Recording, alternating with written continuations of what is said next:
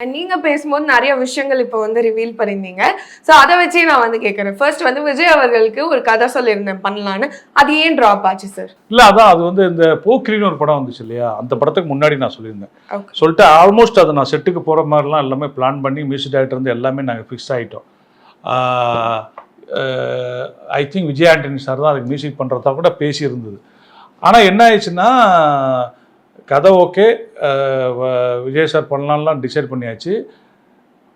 நாளைக்கு நான் போய் அந்த வேலைய ஆரம்பிக்கிற ஸ்டேஜ்ல இன்னைக்கு போக்கிரி படம் அங்க ரிலீஸ். ஓகே. ரிலீஸ் ஆனோன்னா அப்போல்லாம் தெலுங்கு படம் ரிலீஸ் ஆச்சுன்னா அவர்கிட்ட நைட்டே ரிசல்ட் வந்துடும் இப்போ மாதிரி தான். ஸோ நைட்டே படம் ஹிட்டுன்னு வச்சு நைட்டே விஜய் சாருக்கு அந்த படத்தை போட்டு காமிச்சிட்டாங்க. விஜய் சாருக்கு படம் ரொம்ப பிடிச்சி போச்சு. அதை வந்து தமிழில் பண்ணலாம் அப்படின்னு முடிவு பண்ணோடனே சரி யார் பண்ணலாம் அப்படின்னோடனே இந்த மாதிரி இவர் பண்ணுறாரு. ஓகே டேட் ஓகே அப்படின்னு என் ப்ராஜெக்ட் தள்ளி வச்சுட்டாங்க. ஓகே.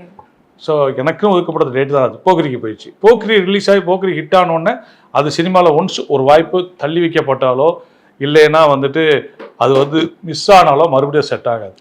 வேற வேற காரணிகள் வந்துடும். அப்படி அந்த போக்கிரி படம் வந்த உடனே சினிமாவில் மட்டும் உங்களுக்கு தெரியும் இல்லையா, ஒரு விஷயம் மிஸ் ஆச்சுன்னா இல்லை தள்ளி வைக்கப்பட்டுச்சுன்னா அதுக்கப்புறம் அது செட் ஆகாது. ஸோ அதுக்கப்புறம் அந்த படம் நான் பண்ண முடியாமல் போச்சு. பட் அந்த ஸ்கிரிப்டை அவர் தான் பண்ண முடியும், வேறு யாரும் அதை பண்ண முடியாது. அதனால் அந்த ஸ்கிரிப்டையும் தூக்கி நான் அப்படியே ஓரமாக வச்சுட்டேன். Okay sir. அண்ட் விஜய் அவர்களுடைய ப்ரொடக்ஷன் ஹவுஸ் அது இப்போ இல்லைன்னு நினைக்கிறேன் நான். அது என்ன ஆச்சு சார்? இல்லை அது அவங்க ஒரு ஒரு ப்ரொடக்ஷன் ஹவுஸ் வைப்பாங்க, ஒரு 2-3 படம் எடுப்பாங்க, அப்புறம் ப்ரொடக்ஷன் ஹவுஸ் மாற்றி வேற ஒரு ப்ரொடக்ஷன் பேரில் எடுப்பாங்க. அது என்ன ரீசன் அப்படிங்கிறது எனக்கு தெரியாது. மேபி சென்டிமெண்ட்டாக இல்லை வேறு ஏதாவது அக்கௌண்ட் பர்பஸ்க்கு பண்ணுறாங்களா அப்படின்னு தெரியாது. எனக்கு வந்து நாம் அவருடைய ஹோம் ப்ரொடக்ஷன் வந்து விஜய் கம்பெனிஸ், அதில் வந்து நான் பண்ணேன். விஜய் கம்பெனிஸ் தான் விஜய் ஜோசப். ஸோ அதை short form Vijay companies. So அதில் ஒரு படம் பண்ணேன். அப்போ நான் அதான் நிலவேவா. அந்த படம் பண்ணி முடிக்கிறப்போ அதை வந்து மொத்தமாக அப்போ தான் முதல் தமிழ் சினிமாவில் வந்து இந்த மொத்த படத்தையும் வாங்கி ஒரு பிஸ்னஸ் பண்ணுற ஸ்டார்ட் பண்ணது குஞ்சுமோகன் சார். அவர் இந்த நிலவேவா படத்தை மொத்தமாக வாங்கிட்டு அவருடைய பேனரில் அதை ரிலீஸ் பண்ணார். ஓகே.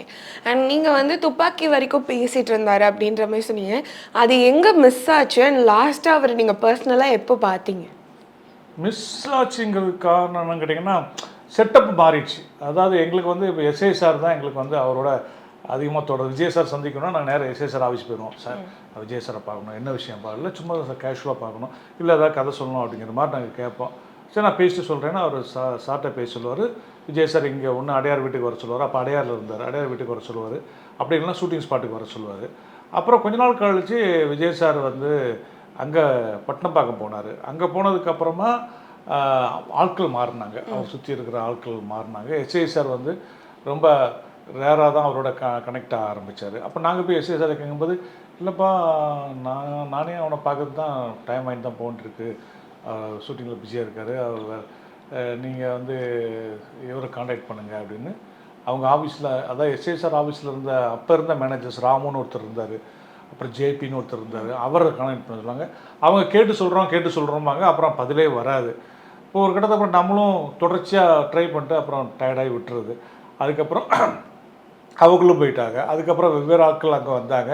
அப்போ கடைசி ஜெகதீஷ் சார் வந்தார். ஜெகதீஷ் சாருக்கு எனக்கு எந்த விதத்துலையும் காண்டாக்டே கிடையாது, பழக்கமும் கிடையாது.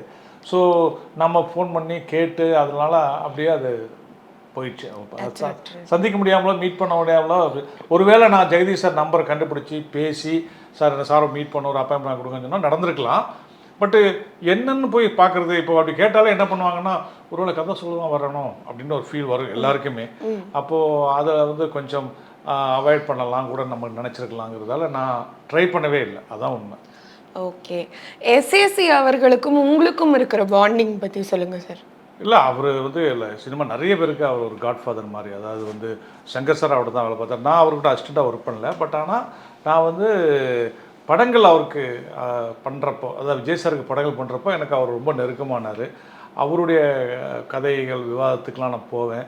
என் கூட நல்ல ஃப்ரெண்ட்லியாக பேசுவார். இப்போவும் நான் ஃபோன் பண்ணால் என்ன சார் அப்படின்னு எடுத்து பேசக்கூடிய ஒரு தன்மையான ஒரு மனிதர். எங்கள் எல்லாருக்குமே அவர் கிட்டத்தட்ட நிறைய டேரக்டர்ஸ் என் கண் முன்னாடி நான் சார் தான் கூடுவேன், நிறைய பேர் அப்பான்னு கூடுவாங்க.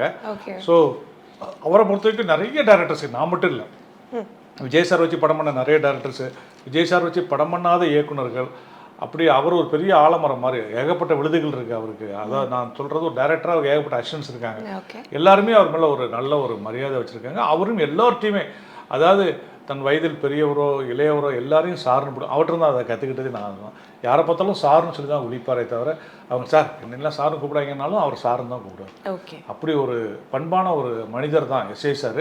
ஸோ எனக்கும் அவருக்கான பாண்டிங் வந்து என்னென்னா ஒரு டைரக்ட் பண்ண போய் அதுக்கப்புறம் ஒரு நல்ல ரிலேஷன் உருவாகி அப்புறம் பண்ணுறமோ பண்ணலையோ சார் நல்லா இருக்கீங்களான்னு பார்த்து பேசக்கூடிய அளவுக்கு ஒரு எங்களுக்கெல்லாம் அவர் வந்து நிச்சயமாக ஒரு நல்ல ஒரு மென்டர் தான் சொல்லணும். ஓகே. அண்ட் விஜய் அவர்களுக்கும் எஸ்ஏசி அவர்களுக்கும் இருக்கிற பாண்டிங் சொல்லுங்கள். ஷூட்டிங் ஸ்பாட் அப்போ அவர் செட்டுக்கெலாம் வருவாரா பையன் நடிக்கிறத பார்க்க? அதை பற்றிலாம் சொல்லுங்கள். எல்லா படத்துக்கும் போக மாட்டார் எஸ்ஏ சார். அவர் சம்மந்தப்பட்ட விஷயம் இருந்துச்சுன்னா இப்போ அவர் ப்ரொடக்ஷன் பண்ணுறாருன்னா வருவார். எஸ்ஏ சார் செட்டில் டெய்லி இருப்பார். அப்புறம் ரொம்ப வேண்டப்பட்ட தேர்வுலாம் இருந்தால் ஒரு நாள் 2 நாள் செட்டுக்கு வந்துட்டு போவார். மற்றபடி அவர் எல்லா ஷூட்டிங்கும் போக மாட்டார், எல்லா இடத்துலையும் போவார். அவர் சம்மந்தப்பட்ட ப்ரொடக்ஷன் வந்தால் மிலிட்ரி மாதிரி இருக்கும். காலையில் வந்து என்னன்னா அது இருக்கும். ஆனால் அப்பா மேலே விஜய் சாருக்கு அளவுக்குரியான பிரியம். எல்லோரும் நினச்சிட்டு இருக்காங்க அந்த அவர் வந்து இந்த கட்சி பிரச்சனையில் ஏதோ ஒன்று நடந்துக்கும்போது அவர் அப்பா இன்றைக்கும் இப்போ அப்பாவையே ஒதுக்கி வைத்தவர் அப்படிலாம் பேசுவாங்க. அதெல்லாம் கிடையாது. அவர் அந்த நேரத்தில் அப்பா நீங்கள் எல்லாம் தலையிடாங்கன்னு சொல்லியிருக்காரு. நம்ம வீட்டில் நம்ம எல்லாருமே சொல்கிறது தானே அது. அவர் சொன்னால் அது நியூஸ் ஆச்சே தவிர நான் பார்த்துக்கிறேன்ப்பா அரசியல் விஷயத்தில் நீங்கள் தலையிடாங்க நீங்கள் அமைதியாக இருங்கன்னு சொல்லிட்டார் அவர். அவ்வளோதான். மற்றபடி இவர் வந்து அப்பா மேலே அவருக்கு அளவுகையமான பிரியம் உண்டு. எனக்கு நானே சில சமயங்களில் வந்து என்னங்க ரொம்ப மிலிட்ரி அப்பா அவங்க அப்பான்னா ஹலோ அப்பா சொல்கிற கேட்டு பண்ணுங்க அப்படிப்பாரு. அந்தளவுக்கு அப்பா மேலே வந்து அவருக்கு வந்து ஒரு அபிரிதமான ஒரு பிரியம், பாசம், மரியாதை. அப்புறம் வந்து தன்னை அப்பாவால் தான் நம்ம வந்து இன்றைக்கி ஒரு நான் சொல்கிறது அவர் நடிகராக பிரபல நடிகராக கிட்ட சொல்கிறேன். நம்ம அப்பாவால் தான் இன்றைக்கி நம்ம இந்த இடத்துல இருக்கிறோன்னு ஒரு ஒவ்வொரு தினமும் உணரக்கூடிய ஒரு மனிதராக தான் நான் அவர் கூட படங்களில் பண்ணி பெருமை பார்த்துருக்கேன். ஓகே. ஆனால் நீங்கள் சொன்ன இந்த விஷயம் விஜய்க்கும் அவர் தந்தைக்கும் சண்டை, பேச்சுவார்த்தை இல்லை, இவர் வேற வீட்டில் இருக்காரு, அவங்க வேற வீட்டில் இருக்காங்க, இந்த மாதிரி செய்திகள் பல வருஷமாக வந்துட்டு இருக்குல்ல சரி. இப்போ சிஎம் ஆன உட்பட கட்சியில் இவரை சேர்த்துக்கல, இவரை ஒதுக்கி வச்சுட்டாங்க, இந்த மாதிரி ஏன் சார்? இல்லை அவர் வந்து இப்போ எஸ்ஐ சாரை பொறுத்த வரைக்கும் ரொம்ப ஆக்டிவ் மேன். எஸ்ஐ சார் வந்து அவ்வளோ பரபரப்பாக இருப்பார். இப்போ கூட நம்ம அவர் நேரில் பார்த்தா ஏதோ ஒரு ஒர்க் பண்ணிகிட்டு இருப்பார். எஸ்ஐ சாரால் எனக்கு தெரிஞ்ச வரைக்கும் அவர் ஃப்ரீயாக இருக்க மாட்டார். வாண்ட் டு டூ சம்திங் ஏதோ ஒரு பண்ணிகிட்டே இருப்பார், ஆக்டிவாக இருப்பார். ஸோ அவர் சொல்ல எனக்கு இந்த ஆக்டிவ்னஸ் இல்லைன்னா தான் நான் என்னால் வந்து இது பண்ண முடியாது, லைஃப்பை வந்து ரன் பண்ண முடியாது, எனக்கு ஏதோ ஒரு ஆக்டிவிட்டி இருந்துகிட்டே இருக்கணும்னு சொல்லக்கூடிய ஒரு ஆள் அவர். அப்போ வந்து அவர் சினிமா எடுத்து அவரே நடிக்கிற மாதிரிலாம் சில விஷயம்னா அப்பவும் எஸ்ஐ சார் பண்ணாதீங்க, நீங்கள் ரெஸ்ட் எடுங்க, நீங்கள் எதுக்கு இப்போ எதுக்கு இப்போ டைரக்ட் பண்ண டென்ஷன் ஏற்றிட்டே இருக்கீங்கன்னா அப்போல்லாம் சத்தம் போட தான் செய்வார். அதே மாதிரி இவர் வந்து அரசியல் எஸ்ஐ சார் பொறுத்த வரைக்கும் என்னன்னா எல்லாமே மிலிட்ரி அப்படியே பிரின்சிபல் மேன். ஸோ பங்க்சுவலாக இருக்கணும். அவருக்கு 5 நிமிஷம் லேட்டாக போனால் கூட நிற்க வச்சு கேட்பார், ஏன் லேட் 5 நிமிஷம், உங்களுக்கு எத்தனை மணிக்கு சொன்னேன், 7:40 மணி என்ன 7:45 வரீங்க, உங்களுக்கு 10 மினிட்ஸ் தான் டைம் கொடுத்துருந்தேன், நீங்கள் போகலாம், நாளைக்கு உங்கள் மீட்டிங் அனுப்பிடுவார் யாராக இருந்தாலும். அப்படி ரொம்ப ஃபங்க்சுவல் பார்க்குற ஒரு ஆள். இது வந்து அரசியலுக்கு டெஃபினட்டாக ஒத்து வராதுன்ற என்னுடைய கணிப்பு. ஸோ அரசியலில் வந்து கொஞ்சம் சில நெளிவு சிலிவாக இருக்கணும், ரொம்ப ரஃப்பாக ஹேண்டில் பண்ணக்கூடாது. எஸ்ஐ சாருக்கு அதை விஜய் சாருக்கு தெரியும். ப்ளஸ் அவர் எப்போவுமே அப்பா வந்து நீங்கள் ரிலாக்ஸாக இருங்க, ரெஸ்ட் எடுங்க, நீங்கள் ஓய்வில் இருங்க, நீங்கள் தேவையில்லாமல் டென்ஷன் இழுத்து போட்டுக்காங்கன்னு சொல்லிகிட்டே இருப்பார். அது எல்லா பக்கம் எல்லா பிள்ளைங்களும் சொல்லக்கூடிய விஷயம் தானே. ஏன்னா எஸ்ஐ சார் அது கான்ட்ராஸ்ட், அவர் ஆக்டிவாக இருக்கணும் பாரு. அதனால தான் இவர் வந்து இல்லை நீங்கள் அரசியல் நீங்கள் கட்சி பக்கம் வரக்கூடாது பாருங்க, அப்படி நீங்கள் கட்சி ஏதாவது சொன்னீங்க நம்ம கேஸே போட்டுருன்ற மாதிரி ஒரு சொல்லியிருப்பார். அது வந்து ஒரு நியூஸாக. இன்னொரு விஷயம் என்னன்னு கேட்டிங்கன்னா எப்போவுமே அரசியலுக்கு வரக்கூடியவங்களும் சரி பிரபலங்களும் சரி எது செஞ்சாலும் அது நியூஸ் தானே. ஓகே. அண்ட் விஜய் அவர்கள் இப்போ முதலமைச்சரான பிறகு பல நலத்திட்டங்கள் வந்து செஞ்சுட்ருக்காரு. அதில் நீங்கள் வந்து இவர் இது செஞ்சால் நல்லா இருக்கும் மக்களுக்குன்றது என்ன எதிர்பார்க்குறீங்க சார்? இல்லை எனக்கு பொறுத்த வரைக்கும் என்னென்னு கேட்டிங்கன்னா விஜய் சார்ட்ட வந்து நான் ரொம்ப எதிர்பார்க்குறது வந்து அவர் சினிமாவிலேருந்து போனதால் சினிமாவுக்கு ஏதோ நல்லது பண்ணுவாருன்னு எனக்கு ஒரு மைண்டில் பட்டுட்டு தான் இருக்குது. ஏன்னா இன்றைக்கி வந்து சினிமா வந்து படங்கள் ரிலீஸ் பண்ணுறீங்க நாங்கள்லாம் சிரமப்பட்டுக்கிட்டு இருந்தோம். ஒரு குறிப்பிட்ட படங்கள் தான் ரிலீஸ் ஆக முடியும். இப்போது ஒரு பெரிய அரசு சம்மந்தப்பட்ட அந்த கம்பெனியுடைய படம் வருதுன்னா ஓடிட்டு இருக்க படத்தை எடுக்க சொல்லுவாங்க. அந்த மாதிரியான நிர்பந்தங்கள்லாம் விநியோகஸ்தருக்கும் தேட்டருக்காரங்களுக்கு இருந்துகிட்டு இருந்துச்சு. இப்போ அது கொஞ்சம் இருக்க வாய்ப்பு இல்லை. ப்ளஸ் வந்து என்னென்னா சென்று பல வருடங்களாக குரல் விட்டுக்கிட்டு இருக்கிறது என்னன்னு கேட்டிங்கன்னா அந்த மாதிரி எப்போ வந்துட்டு சின்ன படங்கள் ஓடும், சின்ன படங்களுக்கு எப்போ தேட்டர் அப்படின்னு. இதை வந்து பல ஆண்டுகளாக நானும் பங்கேற்கிற ஆடியோ ஃபங்க்ஷன்லாம் பேசியிருக்கேன். அதாவது வாரத்தில் 2 வாரம் சின்ன படங்கள் மட்டும் ரிலீஸ் பண்ண சொல்லுங்கள். அது வந்து 2 வெள்ளிக்கிழமை சின்ன படங்கள் மட்டும்தான் ரிலீஸ் ஆகும். பெரிய படங்கள் இத்தனை பட்ஜெட்டுக்கு கீழே 3 கோடிக்கும் குறைவான பட்ஜெட்டில் இருக்க படங்கள் மட்டும்தான் இந்த 2 வாரம் ரிலீஸ் ஆகணும். மற்ற வாரங்கள் வந்து எத்தனை மணி எதனாலும் ரிலீஸ் ஆகலாம். ஆனால் இந்த 2 வாரம் ஒன்லி சின்ன படம் தான் ரிலீஸ் ஆகணும். அப்போ தேங்கி கிடக்கிற சின்ன படங்கள் தேட்டருக்கு வரும். அப்படி தேட்டருக்கு வரும். அதை கொஞ்சமாக நல்ல படங்கள் ஓடிடும். அதுலேயும் சில படங்கள் என்ன சொல்கிறது தரக்குறைன்னு சொல்ல முடியாது. அந்த சில படங்கள் வந்து அந்த குவாலிட்டி இல்லாத படங்களாக இருக்கும். அது ஆடியன்ஸ் ஆட்டோமேட்டிக்காக அவங்களே ரிஜெக்ட் பண்ணிடுவாங்க. பட் நல்ல படங்கள் ஆட்டோமேட்டிக்காக அது ஓடிடும். பட் அதுக்கு தேட்டர் வேணும். அதுக்கு ஒரு தேட்டரில் ஆடியன்ஸ் ஹோல்டு பண்ணணும். அதற்கான இல்லைன்னா ஜெயலலிதா அம்மா அவர்கள் வந்து அவங்க காலம் மாறது கொஞ்ச நாளுக்கு முன்னாடி மினி தேட்டர்ஸ் சொல்லி ஒரு கான்செப்ட் கொண்டு வந்தாங்க. தமிழ்நாடு முழுக்க மினி தேட்டர்ஸ் கொண்டு வரும்னு. அந்த மாதிரி ஒரு மினி தேட்டர்ஸ் கொண்டு வந்தால் சிறு படங்களுக்கு அந்த மாதிரி ஏதோ ஒன்று இவர் பண்ணுவார் அப்படின்னு எனக்கு அது நம்ம கேட்க முடியாது பண்ணுவார் நம்பிக்கை எனக்கு இருக்குது. ஸோ சினிமா வந்து பல ஆயிரக்கணக்கான தொழிலாளர்கள் நம்பி இருக்குது. அது செழிப்பாக இருக்கணும். அது இவருடைய ஆட்சியில் செழிப்பாக இருக்கணும்னு நம்பிக்கை எனக்கு இருக்குது. அதுக்கப்புறம் கோவில்கள் எனக்கு வந்து நிறைய கோவிலுக்கு போகும்போது பார்த்துருக்கேன். இந்த கோவில்கள்லாம் கொஞ்சம் சீரமைக்கப்பட வேணும். அது வந்து இப்போ கூட இன்னைக்கு கூட ஏதோ ஒரு பதிவு பார்த்தேன். இந்த திருப்பதியில் வந்து கூண்டு போட்டு அடைக்கிற மாதிரி இப்போ அது கலாச்சாரமாகவே இங்கே கொண்டு வந்துட்டுருக்காங்க. திருப்பதியில் அன்றைக்கி இருந்த க்ரௌடு ஃபுல்லாக ஏறினதால் பண்ணாங்க. இன்றைக்கி நம்ம ஊர் கோயில்களில் வந்து அதற்கான வழிமுறை பண்ணலாம். ஆன்லைன் டிக்கெட் புக் பண்ணலாம், இந்த டைம் பண்ணலாம். அது இங்கேயும் அதே கொண்டு வரணும்னு சொல்லிட்டு குறிப்பாக திருச்செந்தூர் போன்ற கோயில்கள்லாம் வந்து வழிபாட்டு முறைக்கு ஒரு நல்ல அழகான ஒரு தீர்வை கொண்டு வரணும். அங்கே வந்து அவ்வளோ நிறைய ஸ்பேஸ் இருக்குது. அங்கே நிறைய காலை 4 மணிலேருந்து கோயில் எப்பவுமே திறந்து இருக்கிறது தான். ஸோ நீங்கள் வந்து அழகான வழிமுறைகளை கோயிலுக்கு கொண்டு கொடுத்தீங்கன்னா அந்த கோவிலில் வந்து இவ்வளோ கூட்டம் கும்மி அவங்கள குழந்தைங்களோட பப்ளிக்கெல்லாம் கஷ்டப்படுறாங்க. ஸோ அந்த கோயில்களுக்கு ஒரு வரமுறையும் ஒரு அறநிலைத்துறை மூலமாக இவர் கொண்டு வரணும்னு நான் விரும்புகிறேன். அது நீங்கள் கேட்டதால சொல்கிறேன். இந்த 2 விஷயம் அவர் பண்ணணும். சினிமா அண்டு வழிபாட்டு தலங்களில் வந்து ஒரு ஒழுங்குமுறையை கொண்டு வந்துடுவார். மற்றதெல்லாமே ஆரம்பிச்சிட்டார். அவர் தன்னுடைய சாட்டையை சொல்லிட்டு ஆரம்பிச்சிட்டாரு. எல்லா விஷயங்களையுமே அவர் புதுமைகளை கொண்டு வர ஆரம்பிச்சிட்டாரு. ஸோ இதையும் சீக்கிரத்தில் கொண்டு வருவார்னு நம்புகிறேன். Okay sir. அண்ட் இன்னொரு விஷயம் வந்து கேட்கணுன்னா, ரமணா, வில்லன், பகவதி ஒரே டைம் தீபாவளி அப்போ ரிலீஸ் ஆச்சு. அப்போ உங்களுக்கு பயமாக இருந்ததா அப்படின்னும், இப்போ அந்த மாதிரி ரிலீஸ் ஆனால் இப்போ ஃபேன் ரைவல்ரிலாம் இருக்குல்ல, விஜய் விசஸ் அஜித்லாம், அப்போ அந்த மாதிரிலாம் இருந்துச்சா? அப்போ இருந்துச்சு. ஆக்சுவலி வந்துட்டு அந்த படம் ரிலீஸுக்கு முன்னாடி வந்து எனக்கு வந்து என்னோட படம் பகவதி படத்தினுடைய போஸ்ட் ப்ரொடக்ஷன் இருக்குது. தட் மீன் மிக்சிங் நடந்துகிட்டு இருக்குது. அந்த மிக்சிங் பண்ணிகிட்டு இருக்கிறப்போ எஸ்ஏ சார் வந்திருந்தார். அப்போ அன்றைக்கி ஃபைனல் மிக்சிங்க்கு அதை முடிச்சுட்டு வெளியே வரும்போது எஸ்ஏ சார் என்கிட்ட சொன்னார், ரமணா நல்லா இருக்காமா சார் அப்படின்னாரு என்கிட்ட.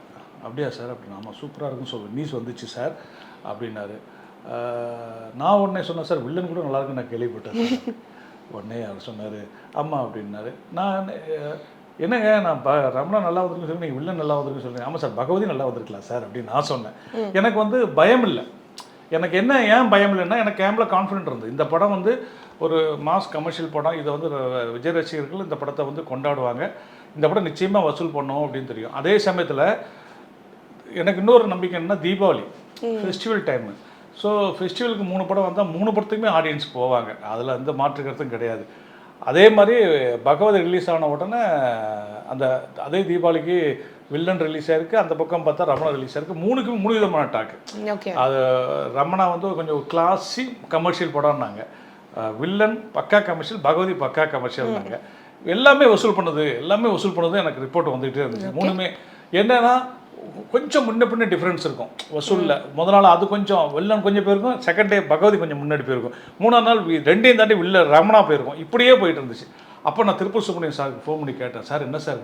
அப்போ அவர் எனக்கு சொன்ன வார்த்தை எனக்கு மறக்கவே முடியாத வார்த்தை, தம்பி இந்த தீபாவளிக்கு வந்த 3 படமும் ஹிட்டு, வில்லனும் ஹிட்டு, ரமணாவும் ஹிட்டு, பகவதியும் ஹிட்டு. இந்த மாதிரி தீபாவளி இனி தமிழ் சினிமாவில் வருமானு டவுட்டாக இருக்குன்னாரு. அதுக்கப்புறம் அப்படி ஒரு தீபாவளி வரவே இல்லைங்க, இது வரைக்கும் வரல. ஒரு 3 மாஸ் ஹீரோஸ் படம் ஒரே தீபாவளி ரிலீஸ் ஆகி 3மே ஹிட் ஆனதான் இது வரைக்கும் சரித்திரம் இல்லை. அப்புறம் இப்போ சோஷியல் மீடியாவுக்குள்ள நீங்கள் சொன்ன அந்த ஃபேன்ஸுடைய ரிவல்ட்ரிக்கு வந்து அவங்க இஷ்டத்துக்கு கலாய்க்கிறது வைக்கிறதுலாம் பண்ணிகிட்டு இருந்தாங்க. அப்போ வந்து என்னென்னு கேட்டிங்கன்னா, சோஷியல் மீடியாவுக்குள்ள இந்த அளவுக்கு தாக்கல் இல்லாட்டாலும் ஆனால் ஃபேன்ஸ் வந்து அங்கங்கே பேசிக்குவாங்கள்ல ஊரில், அதில் உங்கள் ஆள் படத்தோட எங்கள் படம் அப்படி எப்படி பேசிக்கிட்டு இருந்தாங்க.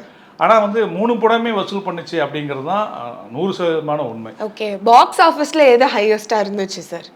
பாக்ஸ் ஆஃபீஸில் வந்து எனக்கு தெரிஞ்ச வரைக்கும் எனக்கு குறிப்பிட்டு எனக்கு வந்து இது பகவதிதான் டாப்பில் இருந்துச்சு, இல்லை வில்லன் தான் டாப்பில் இருந்துச்சு, இல்லை ரமணா தான் சொல்ல முடியாது. ஏன்னா இப்போ இன்னைய வரைக்கும் ரிப்போர்ட்டில் எனக்கு தெரிஞ்ச வரைக்கும் வந்து 3மே ஈக்குவல் வசூல் தான்.